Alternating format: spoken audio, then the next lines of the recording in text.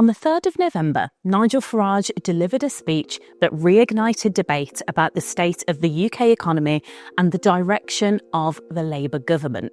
The Reform UK leader took aim not just at Labour, but the entire political establishment. He accused both major parties, the Conservatives and Labour, of gross financial mismanagement that, in his view, has left Britain teetering on the brink of another economic crisis.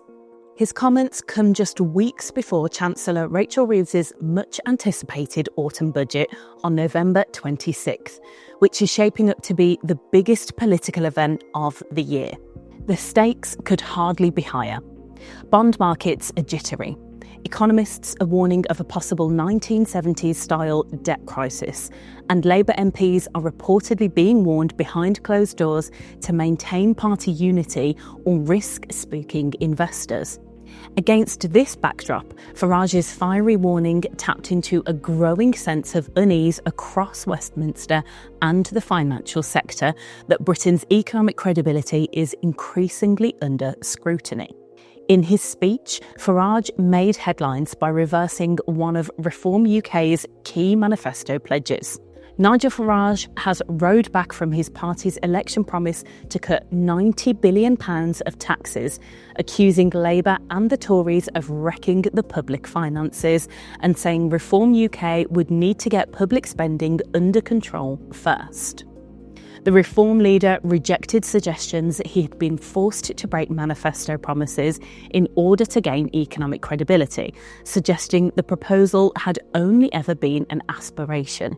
As well as backtracking on the party's 2024 pledge to raise tax-free thresholds to £20,000, he refused to guarantee that the pensions triple lock, estimated to reach £15.5 billion by 2030, would remain under a Reform government. But what really caught people's attention was not his tax reversal. It was his dire warning about where Britain could be heading next. Farage argued that the bond markets were already getting nervous about the UK's economic direction. He predicted that within 2 budgets, the market would force Chancellor Rachel Reeves into what he described as a genuine austerity budget, and that, he said, would lead to a collapse in confidence within Labour's own ranks and ultimately an early general election in 2027. He warned when asked to expand on his plans for tax thresholds. Mr Farage said he thought there could be an election in 2027 if the bond markets lose faith in Labour, and that the economy will be in an even worse state than any of us in this room can even predict. Our debt repayments are over £100 billion a year. They're over the level of our defence budget, and the markets are getting nervy. We've seen this with 10 and 30-year gilt yields. In fact, I think my own view is that in 2 budgets' time, the markets will actually force the Chancellor into what will be a genuine austerity budget, at which point the left in the Labour Party won't buy it, and it's why I still stand by my prediction that there will be a general election caused by economic collapse that will happen in 2027.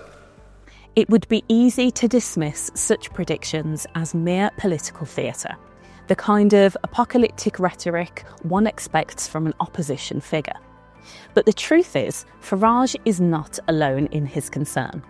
Behind the scenes, even among Labour loyalists, there is growing anxiety. There are people who deeply believe in the party's mission and want it to succeed, yet they worry that internal divisions and rebellious backbenchers could undermine both market confidence and Labour's hold on power. According to those familiar with the briefings, the concern inside the Labour circles is genuine.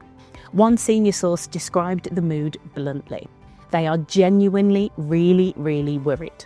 The message being delivered to MPs and advisors is that the markets are on edge, not because of ideology, but because of instability. What's alarming investors most, according to these briefings, is political uncertainty and the government's growing difficulty in getting key measures through Parliament, particularly the crucial welfare reform vote. According to LBC, Labour MPs have been warned in stark terms. Labour MPs won't toe the party line or risk economic instability. The briefings are being given to MPs and special advisers by former Treasury Minister Kitty Ussher and former Shadow Minister Greg McClymont. They are warning that the biggest threat to the gilt markets is political instability, especially within the Labour Party. Ussher, who works for Barclays and has been invited to give these talks to Number 10, is telling politicians that the failure to get fiscal priorities through Parliament is worrying the markets, especially the government's failure to get their intended welfare reforms through Parliament in July. LBC also understands that in one of these meetings, attendees were told that chaos could be unleashed in the markets if the Chancellor Rachel Reeves was replaced in Number 11. When asked what the point of these meetings were, one attendee said to scare people into submission ahead of the budget. An MP told LBC that they were intended to talk through the economic realities of what's faced by the government, what the trade-offs are, and what the implications are, so people have a solid grounding in why the fiscal rules are so important, why we can't just spend loads and not tax. For all the careful explanations and reassurances, the message behind these briefings was simple: hold the line. They weren't just teaching economic theory, they were warning MPs about the consequences of rebellion. Inside Number 10, there's a real fear that even small acts of dissent and rebellion could rattle the markets and trigger another round of turmoil. That fear isn't coming from nowhere. Recent events have already tested the government's ability to stay united and deliver tough fiscal decisions. Take, for instance, Labour's PIP U-turn. The controversy over personal independence payments, PIP, began when the government proposed changes aimed not at cutting welfare outright, but at slowing the rate of its growth. The reforms were intended to demonstrate fiscal discipline to the markets by ensuring that spending rose in line with inflation rather than continuing its steep upward trajectory. Welfare costs had surged in recent years.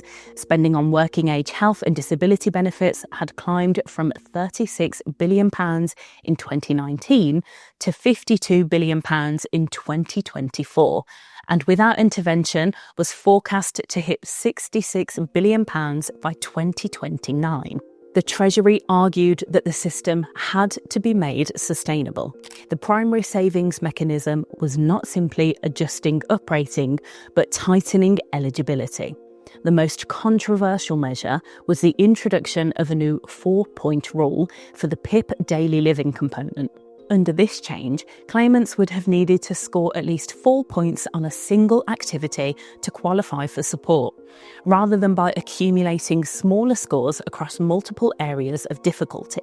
This single reform was projected to save over £5.5 billion per year by 2029-2030, affecting an estimated 430,000 future claimants, each of whom would lose on average around £4,500 annually. That immense scale of potential loss sparked an uproar among Labour MPs and disability rights groups. Inside Parliament, the backlash quickly grew into one of the largest internal revolts of the Starmer government. Reports indicated that over 120 Labour MPs were prepared to vote against the bill, enough to defeat it outright. They argued the proposal betrayed Labour's core social principles and would unfairly penalise the disabled and chronically ill. Facing the prospect of a humiliating rebellion, the government performed a partial U-turn. It announced that existing PIP claimants would be fully protected under the old rules, and the new stricter criteria would apply only to future applicants. While this concession prevented an outright defeat, it came at a steep political cost. The move was condemned by disability charities for creating a two-tier system where two people with identical conditions could receive different levels of support based solely on when they applied. The U-turn also wiped out much of the projected saving and marked the government's third major policy U-turn in a month, further damaging its credibility with both markets and MPs.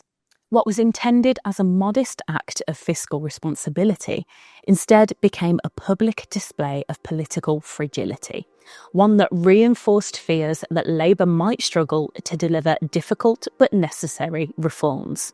Nigel Farage is predicting that the Labour government will eventually collapse under the weight of its own contradictions, both politically and economically. In his view, Britain's financial situation is far more fragile than the government is willing to admit, and it's only a matter of time before the bond markets lose patience. Farage believes that within 2 budgets, the pressure from investors and international markets will become so intense that Chancellor Rachel Reeves will be forced to deliver what he calls a genuine austerity budget. In simple terms, that means Labour will have no choice but to make deep spending cuts, scaling back the size of the state, reducing welfare and tightening public finances. Farage's argument is that the current levels of borrowing and spending are unsustainable and the markets will eventually demand action. But here's the catch. Farage doesn't believe Labour can survive that moment politically. Recent welfare controversies have already shown how unwilling Labour's left wing is to accept austerity in any form.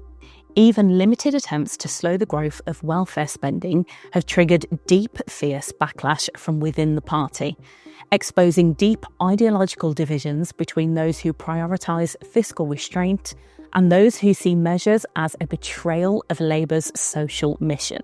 If Chancellor Rachel Reeves is eventually forced by market pressure to introduce genuine spending cuts, those same tensions are likely to erupt into open conflict.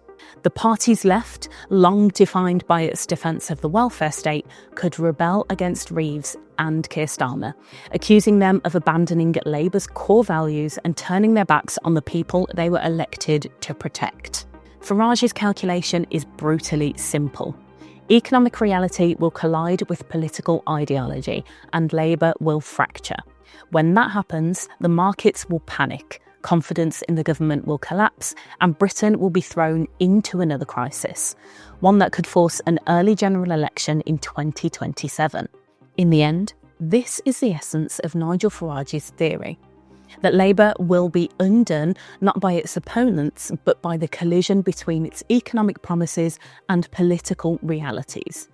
He believes that markets, not voters, will ultimately decide Labour's fate, forcing Rachel Reeves into austerity, dividing the party and triggering an early election.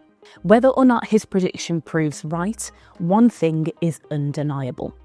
Labour itself knows that the markets are watching. The briefings being delivered to MPs and advisers in recent weeks are not routine updates. They are warnings. The government understands how fragile confidence is and how quickly it can evaporate. This is why Number 10 is working so hard to keep its MPs in line before the budget. And yet, even with that awareness, the coming budget on November the 26th is expected to be one of the most difficult in years. Economists and party insiders alike describe it as a defining test of Rachel Reeves's credibility. The Chancellor herself on the 4th of November has hinted at the scale of what's to come. In a pre-budget speech, Rachel Reeves said, "If we are to build the future of Britain together, we will all have to contribute to that effort." That statement has already fueled speculation that higher taxes may be unavoidable. As reports note, Rachel Reeves has warned millions of Britons they could face higher taxes because we will all have to contribute to securing the country's economic future. Ahead of the November 26th budget, the Chancellor would not commit to maintaining Labour's manifesto promises not to raise income tax, national insurance or VAT. The question now is, do you think the UK is heading towards an economic collapse that could trigger an early general election? Let us know your thoughts in the comments below.